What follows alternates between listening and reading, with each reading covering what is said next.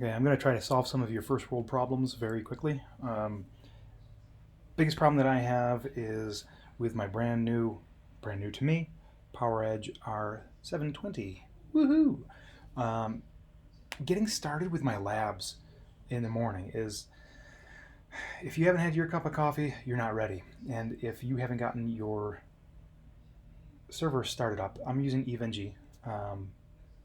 Whatever you're using for your server, if you haven't got it started up and ready, it's just that much more friction before you get started, and you never end up getting started for the day. Right now you can see I'm in a down state right here. I'm logged into the iDRAC, the Integrated Dell Remote Access Controller, and that is at 10.0.0.120. That'll become a little bit more relevant later, but the system is down. And I can log in, fumble around with passwords, and then hit the power on button. I can do that. Then it'll take about 10 minutes for the server to go through checks and start up. And then I can access EVNG.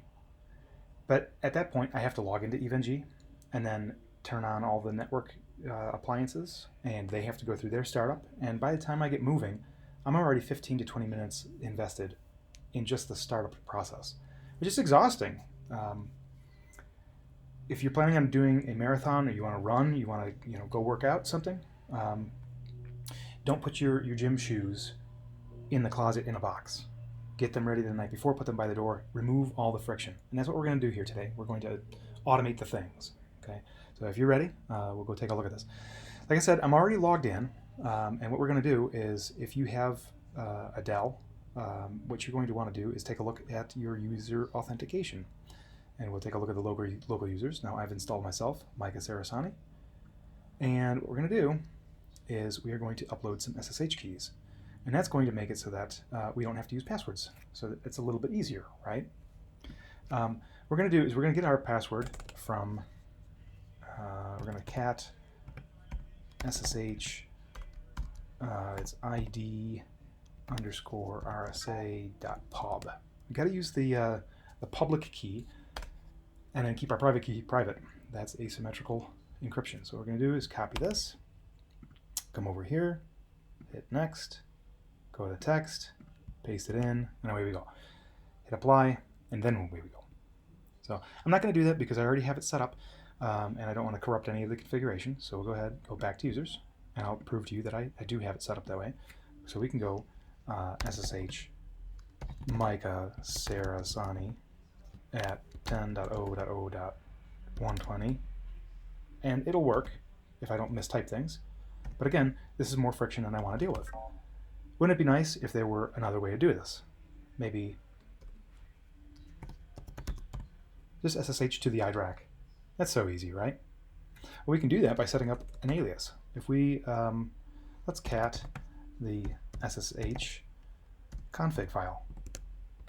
And here's what we have. You can see the host right here is set up with the alias of iDRAC. I have the IP address. I have the username that I'm planning on using when I send my SSH command. And also, to match, I've got the identity file, which is pointing to my SSH key, such that I can do this, SSH iDRAC. And you'll see, it'll take a second or two, initiate the session, and away I'm in, which is really slick. It's nice. But even still, rack atom server action power up is still too much for me to do. I have to log into this server here, then SSH over to the iDRAC, and then issue the command. That's already 3 steps. I want to make it even simpler. So here's what we're going to do. I'm going to make sure that that error is out, and then we're going to go ahead and exit. We could do it like this. We could say rack atom server action power up, end quotes, and it's going to basically initiate that SSH session using the alias and the SSH keys, and then pass through this particular command and then end the session. The end result will be I log into this server and issue this command. Well, we're doing better, but I think we can automate it further. So what we're going to do is we're going to use this same command here, and we're going to build a script. Well, I'm not going to build the script right now. I already have it.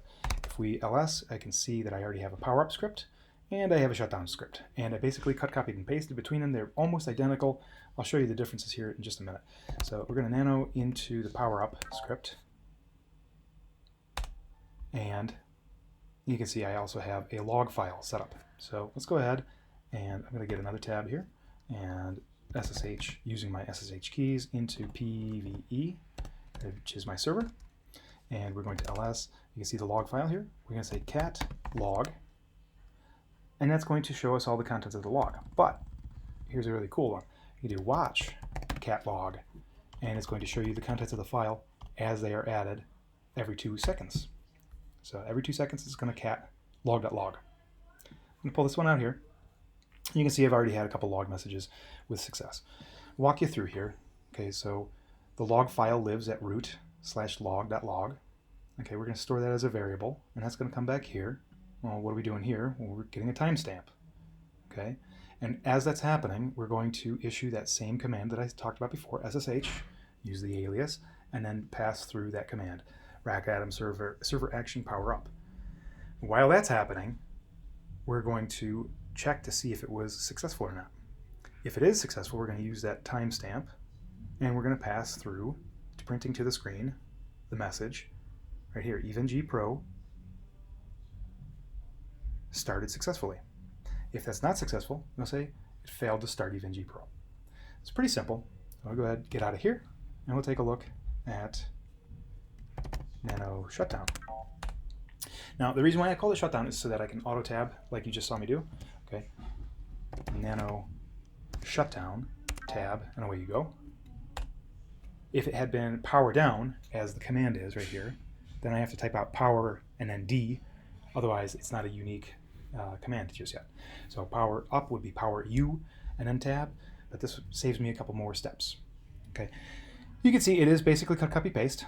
Everything is going to go to the same root /log, and we are going to use the timestamps. And the only difference really is that we're going to use a power down command, and it's power up, power down. There's going to be a graceful power down, okay, and it's also going to change the message to being shutting down, get some rest, things will go smoother tomorrow, good night. Else, failed to shut down, try something else, go to bed, things will look clearer in the morning. Just try to be a little bit more positive, like that. Okay, so that's cool. In order to run either one of these scripts, what I would do is /root and then powerup.sh, and this would work. It would log in over SSH, use the alias, pass those SSH keys, and it would run the script. It would log everything as it goes, but still, I don't want to log into this server here just to issue this command, although it does help. What I want to do instead is I want to set up a cron job.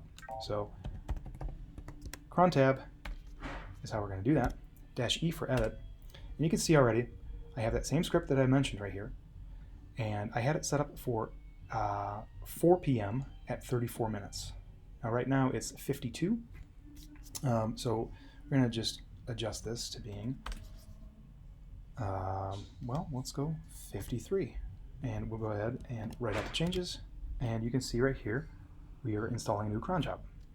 So we'll list the cron job, and you can see 53, and it looks like we should be pretty close. So let's check the date, and about 10 seconds away.